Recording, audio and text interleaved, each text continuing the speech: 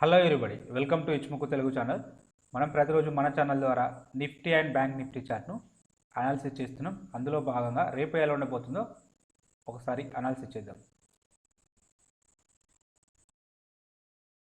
ముందుగా నిఫ్టీ యొక్క intraday చార్ట్ను analysis చేసినట్టయితే సో ప్రైస్ అనేది నిన్నటి సిపిఆర్తో పోల్చుకున్నప్పుడు హయ్యర్ సిపిఆర్ ఏర్పడడం జరిగింది. అలాగే గ్యాప్ అప్లో ఓపెన్ కావడం జరిగింది. గ్యాప్ అప్లో ఓపెన్ అయినప్పుడు పర్టికులర్గా R1 దగ్గర కానీ R2 దగ్గర కానీ R3 దగ్గర కానీ గ్యాప్ అప్లో ఓపెన్ అయితే మనం CPR reversal setup in CPR అనేది స్ట్రాటజీని యూజ్ చేస్తాం, లేదా విక్ రివర్సల్ స్ట్రాటజీని యూజ్ చేసుకుంటూ ఆపోజిట్ ట్రేడ్ అయితే తీసుకుంటాం. ఆపోజిట్ ట్రేడ్ అంటే మనం ఆల్రెడీ సిపిఆర్ పైన ఉన్నప్పటికీ కూడా బై సైడ్ వెళ్ళకుండా సెల్ సైడ్ వెళ్ళడానికి అవకాశం అయితే ఉంటుంది. సో పర్టికులర్గా ఎలాగో మనం 15 మినిట్స్ వరకు మనం ట్రేడ్ తీసుకోము కాబట్టి ఇక్కడ ఒక విక్ అంటే రెడ్ క్యాండిల్ బేరిష్ క్యాండిల్ అయితే రావడం జరిగింది. సో ఇక్కడ ట్రేడ్ తీసుకోవడానికి మనకు అవకాశం లభిస్తుంది. సో ఇక్కడ ట్రేడ్ తీసుకుంటే ఇక్కడ మనకు ఆర్డర్ అనేది ఎగ్జిక్యూటివ్ కాలేదు.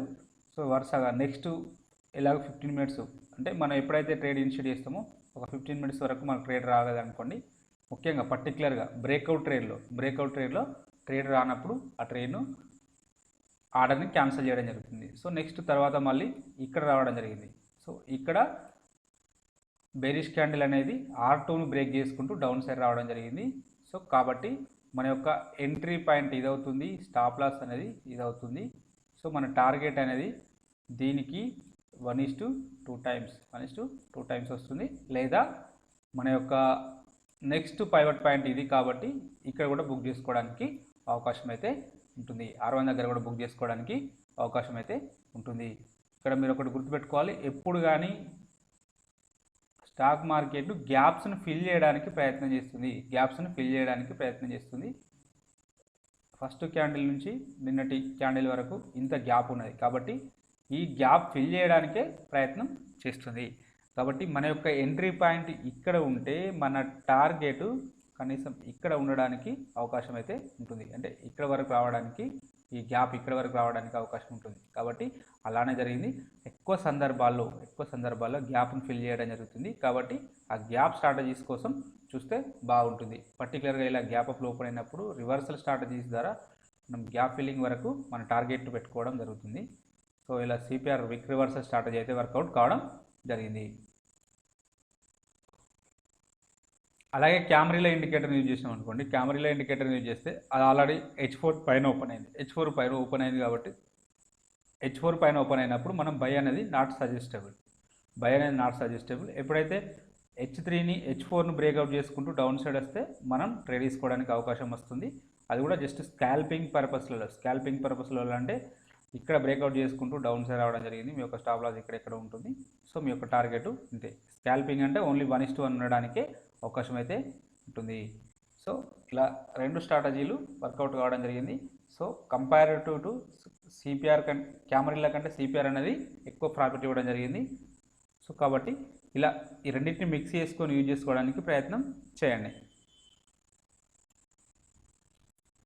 అలాగే సప్లై డిమాండ్ ప్రకారం మనం చూసినప్పుడు క్వాలిటీ జోన్ అనేది ఇక్కడ ఉన్నది. సో రెండు ఆపోజిట్ క్యాండిల్స్ అయితే రావడం జరిగింది. Bull candle and bear candle వచ్చినప్పుడు దీన్ని పవర్ జోన్ అని కూడా మనం కన్సిడర్ చేయడం జరుగుతుంది. సో ఇలాంటి సందర్భంలో మనం ట్రేడ్ తీసుకోవడానికి అవకాశం లభిస్తుంది. సో అంటే ఈ రెండింటి మధ్యలో బేస్ లేకపోతే కూడా మనం దాన్ని ఒక సప్లై జోన్గా కన్సిడర్ చేయొచ్చు. అంటే ఆపోజిట్ మన ఏదైతే క్యాండిల్ వస్తుందో లెగౌట్ క్యాండిల్, దాన్ని బట్టి డైరెక్షన్ మనం చేసుకోవడానికి అవకాశం అయితే ఉంటుంది. సో ఇక్కడ బేసెస్ లేదు కాబట్టి ఇక్కడికి వచ్చినప్పుడు ఇక్కడ కొన్ని పెండింగ్ ఆర్డర్స్ డెఫినెట్గా ఉంటాయి. కాబట్టి అందుకే ఇక్కడ రియాక్షన్ రావడం జరుగుతుంది. లెగౌట్ క్యాండిల్ కూడా స్ట్రాంగ్గా ఉన్నది కాబట్టి దీన్ని మనం క్వాలిటీ జోన్గా కన్సిడర్ చేస్తే సో ఇమీడియట్గా ప్రైజెస్ అనేవి ఎప్పుడైతే ఈ లెవెల్కు రీచ్ అయినప్పుడు జస్ట్ ఓన్లీ 9 పాయింట్స్ మీ యొక్క స్టాప్ లాస్, నియర్లీ 10 పాయింట్స్ మీ యొక్క స్టాప్ లాస్, ఇమీడియట్గా రియాక్షన్ అయితే రావడం జరిగింది. So second time stop loss hit కావడం జరిగింది. సెకండ్ టైం తీసుకోవద్దు ఎప్పుడు కానీ. ఎక్కువ సందర్భాల్లో ఫస్ట్ టైం తీసుకోవడానికే ప్రయత్నం చేయండి. కొన్ని సందర్భాల్లో మాత్రమే సెకండ్ టైం తీసుకోవడానికి ప్రయత్నం చేయండి. థర్డ్ టైం అయితే 80% తీసుకోకూడదు. సో ఫస్ట్ టైం టచ్ అయినప్పుడు మంచి మనకు మోర్ దెన్ 30 పాయింట్స్ రివార్డ్ వరకు అయితే రావడం జరిగింది. సో మన టార్గెట్ 1:2 కాబట్టి 20 points enough.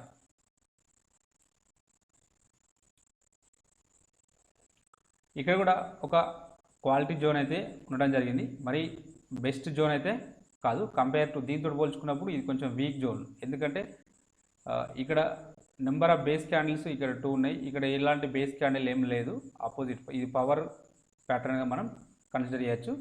So in case maybe ఇక్కడ వరకు వెళ్తే ఇక్కడ కూడా రియాక్షన్స్ కావడానికి అవకాశం ఉండేదేమో. సో ప్రైజెస్ అనేది ఇక్కడ వరకు రాలేదు కాబట్టి సో ఇలా మీరు ఈ మూడింటిని యూజ్ చేసుకోవడానికి ప్రయత్నం చేయండి. ప్రైజ్ యాక్షన్ అంటే సప్లై డిమాండ్ను, సిపిఆర్, క్యామరీలను యూజ్ చేసుకుంటే మీకు డెఫినెట్గా పర్ఫెక్ట్ సెటప్స్ లభించడానికి అవకాశం అయితే ఉన్నది. ఎనీహౌ ఆప్షన్ చైన్ డాటాలోకి వెళ్ళిపోదాం. ఆప్షన్ చైన్ డాటాను పరిశీలించినప్పుడు హైయెస్ట్ ఓపెన్ ఇంట్రెస్ట్ అనేది 16,000 దగ్గర ఉన్నది. సెకండ్ హైయెస్ట్ ఓపెన్ ఇంట్రెస్ట్ అనేది 16,200 దగ్గర ఉన్నది. థర్డ్ హైయెస్ట్ ఓపెన్ ఇంట్రెస్ట్ అనేది 16,500 ఉన్నది. సో నిఫ్టీ అనేది అప్ సైడ్ వస్తే ఫస్ట్ రెసిస్టెన్స్ ఇక్కడ ఉంటుంది, సెకండ్ రెసిస్టెన్స్ ఇక్కడ ఉంటుంది, థర్డ్ రెసిస్టెన్స్ ఇక్కడ ఉండడానికి అవకాశం అయితే ఉంటుంది. వీటిలో సిగ్నిఫికెంట్గా హైయెస్ట్ ఓపెన్ ఇంట్రెస్ట్ ఒకే రోజు ఇక్కడ బిల్డప్ కావడం జరిగింది కాబట్టి ఈ లెవెల్ అనేది స్ట్రాంగ్ రెసిస్టెన్స్ లాగా యాక్ట్ చేయడానికి అవకాశం ఉన్న లెవెలు. అలాగే ఓవరాల్ సినారియోని మనం పరిశీలించినప్పుడు పర్టికులర్గా ఇక్కడ వరకు లాంగ్ బిల్డప్ ఉంది, ఇక్కడ నుంచి ఇటు షార్ట్ బిల్డప్ ఉంది. సో మనం ఏమీ ట్రెండ్ అయితే ఏమీ చెప్పలేము, కానీ ఇక్కడ మనకు ఒక క్లియర్ కట్గా ఒకటి ఇంటిమేషన్ అంటే మనకు ఒకటి ఇన్ఫర్మేషన్ తెలుస్తుంది. రేంజ్ అనేది షిఫ్ట్ అయింది, హైయెస్ట్ ఓపెన్ ఇంట్రెస్ట్ యొక్క రేంజ్ అనేది షిఫ్ట్ అయింది. అంతకుముందు 16,000 వరకే ఉండేది, ఇప్పుడు 16,000, 16,200, 16,500 వరకు వెళ్ళడం జరిగింది. సో కాబట్టి నెక్స్ట్ వీక్లో, ఈ అప్కమింగ్ వీక్లో నిఫ్టీ అనేది స్లైట్గా 1,600 దాటి ముందుకెళ్ళడానికి అయితే అవకాశం అయితే ఉంది. ఇంకా కొత్త హైస్ ఫామ్ చేయడానికి సిద్ధంగా ఉన్నది. కాబట్టి మన వ్యూ బుల్లిష్ ఉంచుకోవడానికి ప్రయత్నం చేయండి. ఎప్పుడైనా గ్యాప్ అప్ వచ్చినప్పుడు విక్ రివర్సల్ స్ట్రాటజీస్ కోసం చూస్తే మనం ప్రాఫిట్లో ఉండడానికి అవకాశం అయితే ఉంటుంది. అప్పటి వరకు మనకు అంటే మన వ్యూ బుల్లిష్ ఉండడానికి ప్రయత్నం చేయండి.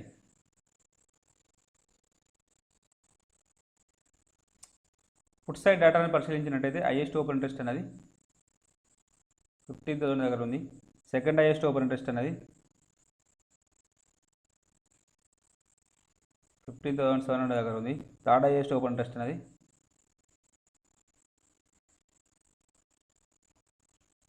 15,500 దగ్గర ఉంది. నిఫ్టీ అనేది డౌన్ సైడ్ వస్తే ఫస్ట్ సపోర్ట్ ఇక్కడ తీసుకుంటుంది, సెకండ్ సపోర్ట్ ఇక్కడ తీసుకుంటుంది, థర్డ్ సపోర్టు ఇక్కడ తీసుకోవడానికి అవకాశం అయితే ఉంటుంది. వీటిలో సిగ్నిఫికెంట్గా ఒకే రోజు హైయెస్ట్ ఓపెన్ ఇంట్రెస్ట్ ఇక్కడ బిల్డప్ అవ్వడం జరిగింది కాబట్టి 15,000 అనేది స్ట్రాంగ్ సపోర్ట్ లాగా యాక్ట్ చేస్తుంది. అలాగే ఓవరాల్ సినారియోని మనం పరిశీలించినప్పుడు చేంజ్ ఇన్ ఓపెన్ ఇంట్రెస్ట్ అనే కాలం ఇంక్రీజ్ అవుతూ ఉంది, ప్రైజెస్ అనేవి డౌన్ఫాల్ వస్తూ ఉన్నాయి. కాబట్టి షార్ట్ బిల్డప్ జరిగింది అంటే నిఫ్టీలో పాజిటివ్ ఉండడానికి అవకాశం అయితే ఉన్నది. According to put side data ప్రకారం పాజిటివ్ ఉండడానికి అవకాశం అయితే ఉన్నది. అలాగే ఒకసారి మన ఫేవరెట్ ఇండికేటర్ అయిన ఇచ్చుముఖి ఇండికేటర్ ప్రకారం కూడా ఒకసారి అనాలిసిస్ చేద్దాం. కరెక్ట్ ఇచ్చుముఖి ఇండికేటర్ ప్రకారం కన్వర్జేషన్ లైన్ పైన ఒక డోజీ టైప్ క్యాండిల్ అయితే ఫామ్ కావడం జరిగింది. సో రేపటి రోజున ఈ హైలో అనేది ఇంపార్టెంట్. ఒకవేళ హై అనేది బ్రేక్అవుట్ అయితే కొత్త హై ఫామ్ చేయడానికి సిద్ధంగా ఉంటుంది. ఓకే, అది మనం ఎక్కడి వరకు వెళ్తుందో ఎవరు ఏమీ చెప్పలేము. So according to option chain data ప్రకారం అయితే 16,000 నెక్స్ట్ టార్గెట్, ఆ తర్వాత 16,200, 16,500 వరకు వెళ్ళడానికి ఛాన్సెస్ అయితే ఉంది.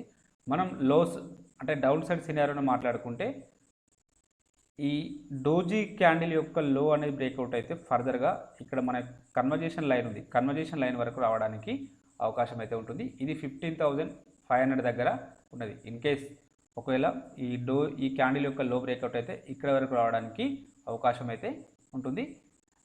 లేదు ఇంకా వెళ్తే ఇక్కడ వరకు 15,550 వరకు వెళ్ళడానికి అయితే అవకాశం అయితే ఉంటుంది. సో ఇది 15,650 ఈ లెవెల్. ఓకే, ఈ డౌన్ సైడ్ వస్తే ఈ సినారియో ఉంటుంది. సో మనకు అప్ సైడ్ వెళ్ళడానికే అవకాశం అయితే ఉన్నది. ఎందుకంటే ఫ్యూచర్ కుమో అనేది కూడా రైజింగ్ అవుతూ ఉంది. ఫ్యూచర్ కుమో రైజింగ్ అయితే డెఫినెట్గా అప్ సైడ్ కొత్త హైస్ ఫామ్ చేయడానికి అయితే అవకాశం అయితే ఉంటుంది. సో కొంచెం గ్యాప్ అప్లో ఓపెన్ అయ్యి మళ్ళీ అప్ సైడ్ వెళ్ళి డౌన్ సైడ్ రావడానికి అయితే అవకాశం అయితే ఉంటుంది. గతంలో కూడా ఇలానే జరిగింది.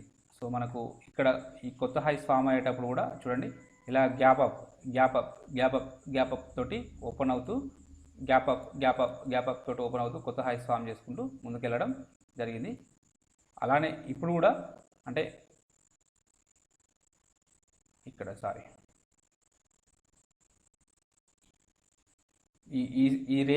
ఈ రీజియన్ మొత్తం గ్యాప్ అప్స్ తోటి మాత్రమే ఓపెన్ అయ్యి చూడండి. గ్యాప్ అప్ వెళ్ళడం, కొత్త హై ఫామ్ చేయడం, మళ్ళీ కిందికి రావడం, గ్యాప్ అప్ మళ్ళీ గ్యాప్ అప్, కొత్త హై, గ్యాప్ అప్, కంటిన్యూ. ఇలా ఎక్కువ సార్లు గ్యాప్ అప్ వెళ్తూ అక్కడ నుంచి రిజెక్షన్స్ రావడం, డౌన్ సైడ్ రావడం ఇలా జరుగుతుంది. మేబీ ఇప్పుడు కూడా ఈ సినారియోలో కూడా ఇలా జరగడానికే అవకాశం అయితే ఉన్నది. కాబట్టి కొంచెం చూడండి, జాగ్రత్తగా వాచ్ చేయండి. అలా ఒకసారి అవర్లీలో కూడా చూద్దాం.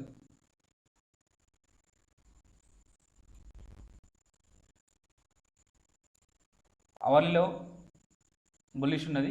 సో అకార్డింగ్ టు ఇచ్ముక్ ఇండికేటర్ ప్రకారం కూడా బుల్లిష్ ఉన్నది. సో క్యాండిల్ అనేది గ్యాప్ డౌన్లో ఓపెన్ అయితే 15,800 దగ్గర ఓపెన్ అయితే డౌన్ సైడ్ రావడానికి అవకాశం అయితే ఉంటుంది. ఈ లెవెల్ కింద అంటే 15,800 లెవెల్ కింద ఓపెన్ అయితేనే మనకు డౌన్ సైడ్ రావడానికి అవకాశం అయితే ఉంటుంది. లేకపోతే అప్ సైడ్ కంటిన్యూ చేయడానికి అవకాశం అయితే ఉంటుంది. ఒకవేళ డౌన్ సైడ్ వస్తే 15,700 దగ్గర మనకు స్ట్రాంగ్ సపోర్ట్ తీసుకోవడానికి అవకాశం అయితే ఉంటుంది. ఇన్ కేస్ ఈ 700 అనేది బ్రేక్అవుట్ అయితే ఫర్దర్గా 500 వరకు రావడానికి అయితే అవకాశం అయితే ఉంటుంది. ఇది నిఫ్టీ సినారియో. బ్యాంక్ నిఫ్టీని కూడా అనాలిసిస్ చేద్దాం. బ్యాంక్ నిఫ్టీ చార్ట్ను ఇంట్రాడే పర్పస్లో అనాలిసిస్ చేద్దాం. ముందుగా కొంతమంది మిత్రులు అడుగుతున్నారు, ఈ సిపిఆర్ కానీ క్యామరీలా కానీ ఏ ఇండికేటర్స్ యూజ్ చేస్తున్నారు ట్రేడింగ్ వ్యూలో అని. సో నేనైతే ఈ 3 ఇండికేటర్స్ని యూజ్ చేస్తుంటాను. ఇది ఇంట్రాడే పర్పస్లో నోవైస్ ఎడ్జ్ ట్రిగ్గర్ సెటప్ని యూజ్ చేస్తుంటాను. ఇక్కడ మనకు పైవట్ పాయింట్ ఉంటుంది, అలాగే నెక్స్ట్ క్యామరీలా ఉంటుంది. ఈ రెండు మనం యూజ్ చేస్తుంటాం కాబట్టి ఈ రెండు ఒకటే ఇండికేటర్లు ఉండడం వల్ల దీన్ని యూజ్ చేస్తుంటాను. అవసరమైతే మనం ఈఎంఎస్ని కూడా వాడుకోవడానికి యూస్ఫుల్ అవుతుంది. సో నేను ఈఎంఎస్ని అయితే ఈఎంఎస్ ఎస్ఎంఎస్లు ఏమీ యూజ్ చేయట్లేదు. సో ఈ రెండింటిని మనం మిక్స్ చేసుకుంటూ యూజ్ చేసుకోవడానికి అవకాశం ఉంటుంది కాబట్టి ఈ ఇండికేటర్ను వాడుకుంటాను. నెక్స్ట్ ఇంకొకటి, మనం ఇచ్చుముక్కుని డైలీ టైం ఫ్రేమ్లో కానీ అవర్లీ టైం ఫ్రేమ్లో కానీ అలాగే మనకు ఓవరాల్ ట్రెండ్ తెలుసుకోవడం కోసం ఇచ్చుముక్కి క్లౌడ్ని యూజ్ చేస్తుంటాను కాబట్టి ఇచ్చుముక్కి ఇండికేటర్ని యూజ్ చేస్తుంటాను. ఇంకోటి బోరింగ్ అండ్ ఎక్స్ప్లోజివ్ క్యాండిల్స్ని యూజ్ చేస్తుంటాను. ఇది ఎందుకోసం మనం సప్లై డిమాండ్ ట్రేడ్ చేసేటప్పుడు అంటే జోన్స్ మార్క్ చేసేటప్పుడు ఈజీగా బేస్ క్యాండిల్స్ కానీ అలాగే ఎక్స్ప్లోజివ్ క్యాండిల్స్ కానీ మనం ఐడెంటిఫై చేయడం కోసం అయితే యూస్ఫుల్ అవుతుంది. సో నేను ఈ 3 ఇండికేటర్స్ని యూజ్ చేస్తుంటాను. సో ఎవరికన్నా అంటే ఈ 3 మన స్ట్రాటజీస్ని ఫాలో అవుతుంటే ఈ ఇండికేటర్స్ అనేవి సరిపోతాయి.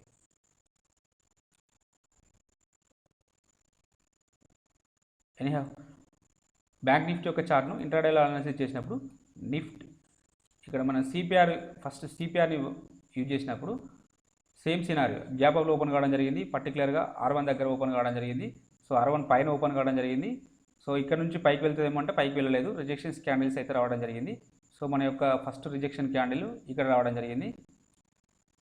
సో ఇక్కడ మన ట్రేడ్ ఎగ్జిక్యూటివ్ కాలేదు, తర్వాత మళ్ళీ ఇక్కడ రావడం జరిగింది. కాబట్టి ఇక్కడ మన యొక్క ఎంట్రీ పాయింట్ అవుతుంది.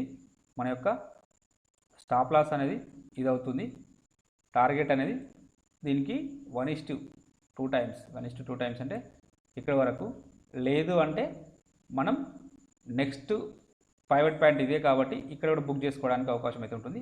ఇక్కడ మధ్యలో ప్రీవియస్ డే హై ఉంటుంది, ఇక్కడ కూడా బుక్ చేసుకోవడానికి అవకాశం అయితే ఉంటుంది. సో మీ యొక్క రిస్క్ను బట్టి మీరు డిసైడ్ కండి.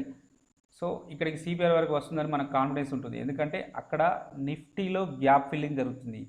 పర్టికులర్గా ఈ క్యాండిల్ దగ్గర నిఫ్టీలో మనం చూసినప్పుడు గ్యాప్ ఫిల్ చేయడానికి అవకాశం అయితే ఉన్నది. సో ఇది ఏ టైం ఫ్రేమ్ క్యాండిల్? 940 క్యాండిల్. 940 క్యాండిల్లో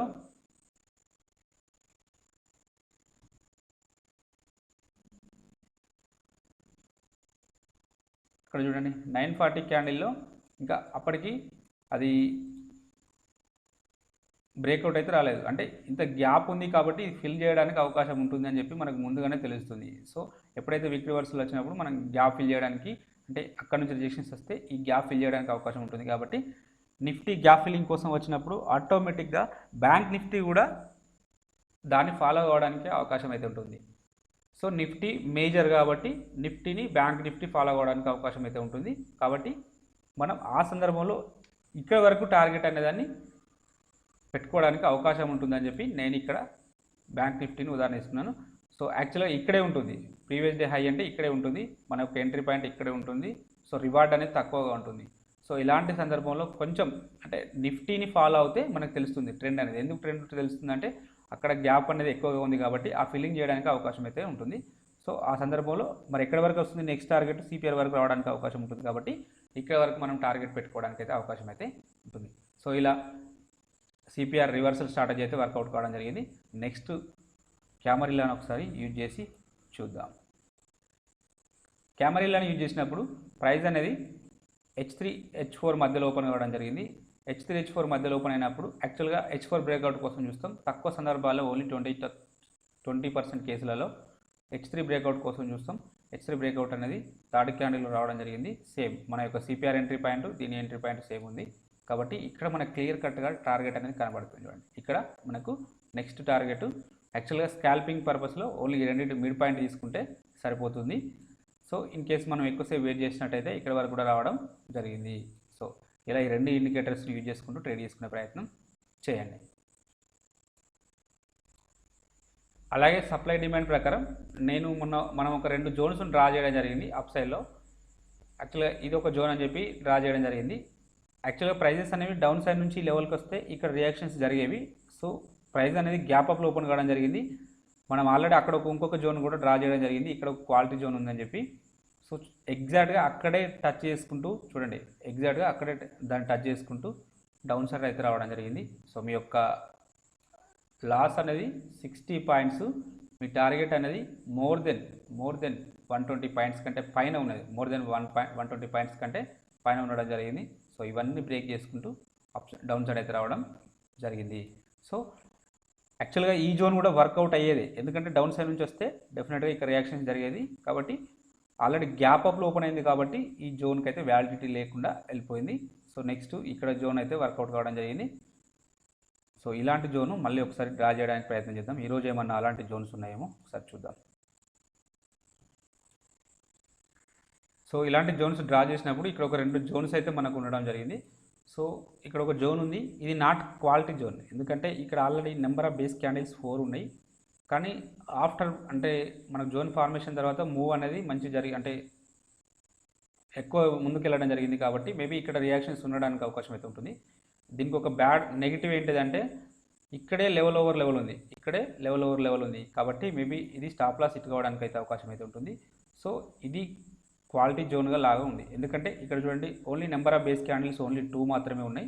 తర్వాత 2 మంచి లెగౌట్ క్యాండిల్స్ రావడం జరిగింది. కాబట్టి ఇక్కడ వరకు వస్తే డౌన్ సైడ్ నుంచి ఈ లెవెల్కి వస్తే రియాక్షన్స్ ఉంటాయి. ఒకవేళ ఇన్ కేస్ అప్ సైడ్లో గ్యాప్ అప్లో ఓపెన్ అయితే ఇక్కడే సపోర్ట్ తీసుకొని మళ్ళీ ముందుకెళ్ళడానికి కూడా ఛాన్సెస్ అయితే ఉన్నాయి. కాబట్టి ఈ రెండు జోన్స్ని ఒక్కసారి కన్సిడర్ చేయండి.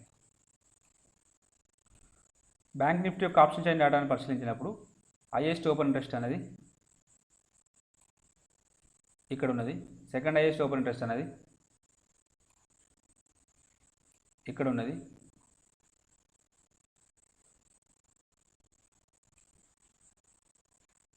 థర్డ్ హైయెస్ట్ ఓపెన్ ఇంట్రెస్ట్ అనేది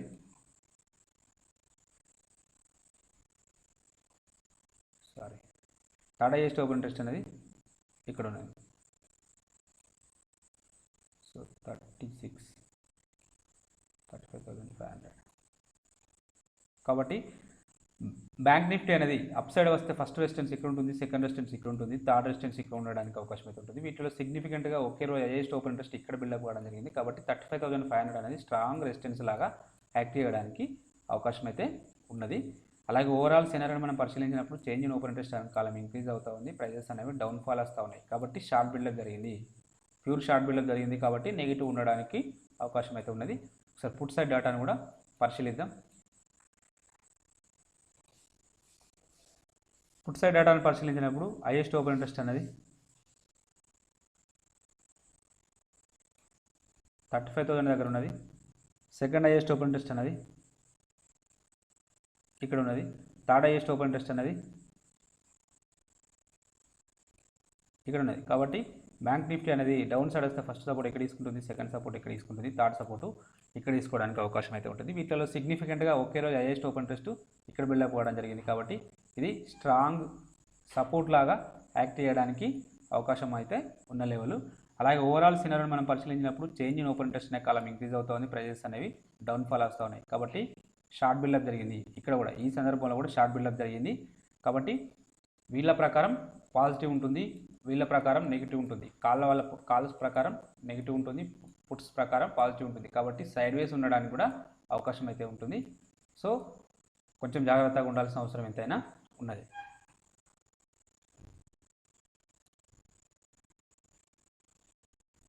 అకార్డింగ్ టు ఇచిమోకు ఇండికేటర్ ప్రకారం ప్రస్తుతానికైతే క్యాండిల్ అనేది కన్వర్జేషన్ లైన్ కింద ట్రేడ్ అవుతుంది కాబట్టి మేబీ ఒకవేళ ఈ లోస్ బ్రేక్అవుట్ అయితే, ఈ లో బ్రేక్అవుట్ అయితే ఫర్దర్గా ఇక్కడ వరకు బేస్ లైన్ వరకు రావడానికి అవకాశం అయితే ఉంటుంది. బేస్ లైన్ వచ్చేసి 34,000 దగ్గర ఉంది.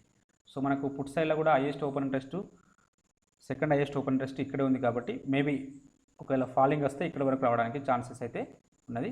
ఇన్ కేస్ అక్కడ వరకు రాకుండా కూడా ఇక్కడ ఈ లోస్ వరకు రావడానికి కూడా ఛాన్సెస్ అయితే ఉన్నది. 34,700 అంటే 700 వరకు రావడానికి ఛాన్సెస్ అయితే ఉన్నాయి. ఇన్ కేస్ డౌన్ సైడ్ వస్తే, అప్ సైడ్ వెళ్తే సో ఇక్కడ వరకు వెళ్ళడానికి ఛాన్సెస్ అయితే ఉన్నది.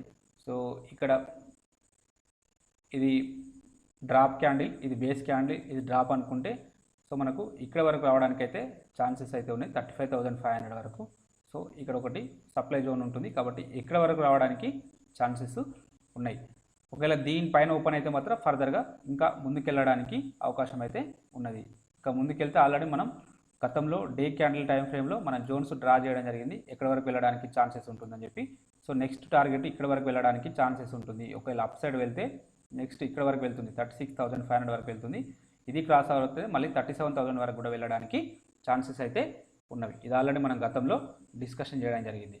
ఇది డే క్యాండిల్ యొక్క సినారియో. ఒకసారి అవర్లీలో కూడా చూద్దాం. అవర్లీలో చూసినప్పుడు కంప్లీట్గా డౌన్ ట్రెండ్ అయితే ఉన్నది, క్లౌడ్ కింద ట్రేడ్ అవుతున్నది కాబట్టి మేబీ డౌన్ ట్రెండ్ కంటిన్యూ చేయడానికి అవకాశం అయితే ఉన్నది.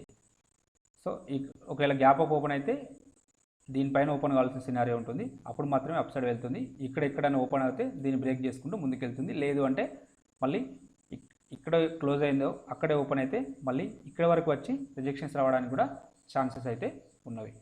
ఇక్కడ స్పాన్ అనేది రైజింగ్ అయితే మేబీ మన వ్యూ అనేది చేంజ్ చేసుకోవాల్సిన అవసరం అయితే ఉన్నది. ఒకవేళ ఇక్కడ కన్వర్జేషన్ లైన్ కింద ఓపెన్ అయితే మాత్రం 35,000 కింద ఓపెన్ అయితే మాత్రం ఫర్దర్గా 34,000 వరకు మనం ఎక్స్పెక్ట్ చేయడానికి అవకాశం అయితే ఉంటుంది. ఈ 34,000 పైన సస్టైన్ అయితే ఫర్దర్గా 35,500 వరకు మనకు వెళ్ళడానికి ఛాన్సెస్ అయితే ఉన్నది. కాబట్టి ఈ 35,000 అనేది strong support zone. In case దీనిపైన ఓపెన్ అయితే అప్ టు 35,500 వరకు ఉంటుంది, దీని కింద ఓపెన్ అయితే అప్ టు 34,000 వరకు వెళ్ళడానికి కూడా ఛాన్సెస్ అయితే ఉన్నవి. సో ఇది బ్యాంక్ నిఫ్టీ యొక్క సినారియో. అలాగే మనం ఇంట్రాడే స్టాక్స్ను పేపర్ ట్రేడింగ్ పర్పస్లో ఇవ్వడం జరుగుతుంది. వీటిని ఒకసారి వాచ్ లిస్ట్లో పెట్టుకొని చూడండి. మీకు ఈ కంటెంట్ నచ్చినట్టయితే తప్పక లైక్ చేస్తూ షేర్ చేయగలరు, అలాగే సబ్స్క్రైబ్ చేసుకోగలరు. Thank you everybody.